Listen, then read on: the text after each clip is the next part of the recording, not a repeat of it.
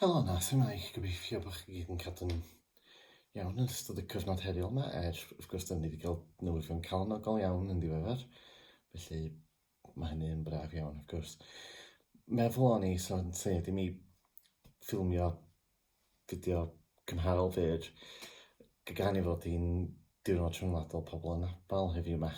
Wrth gwrs, dwi wedi ffilmio cyfres o fideos fy Anabl a fi yn ystod eleni, felly o ran fy Anabl i'n bersonol a'n sefyllfa personol i, dos gen i'n llawer i ychwanegu. Mond i ddeud, mae'n braf iawn gweld a ddarllen a chlywed negeseuon cadarnhaol.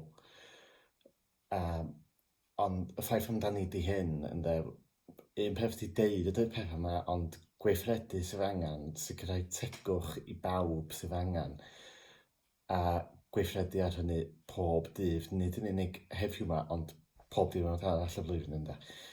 Ac dyna beth dwi angen, dwi a pobl eraill angen ynde, oherwydd wrth gwrs pob dydd mae rhaid i ni delio hefo pob math o bethau, a dwi wedi sôn amdanyn nhw yn fideos eraill, felly dwi ddim yn mynd i diflasu chi hyd syrffed yn sôn amdanyn nhw eto. Ond mae'n gymaint o anhegwch yn bodoli, mae angen ymladd yn erbyn hynny a frwydro yn erbyn hynny yn dyddiol, nid yn unig heddiw yma, ond pob dydd ynde, felly dwi yn wir yn gobeithio bod dwi'n gwerthfawrogi'r sylwadau ffeind a chefnogol sydd wedi bod heddiw yma, wrth gwrs, ond mae'n gweithredu ar hynny heddiw, fory a phob diwrnod wedi hynny mwyn sicrhau tegwch i bobl yn Anabl yng Nghymru, mwyn sicrhau cymdeithas tecach i bawb yn y pen draw ynde. Felly, dwi'n meddwl dyna'r cyfan sgyn i ddeud. Does gen i ddim byd arall i ddeud ar wahân i fel dweud. Dwi yn gobeithio bod heddiw yn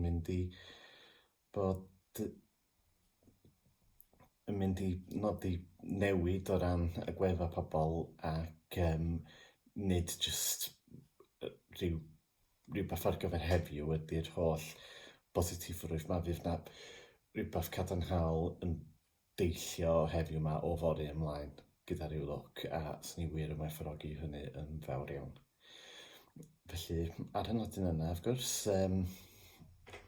diolch yn fawr am wylio, cadw'n ddiogel, ac os yna postiau fideo arall yn y cyfamser, dolyg llawen i bawb fydd yn dathlu a flwyddyn newydd dda, ac cadwch yn ddiogel. Hwyl am y tro.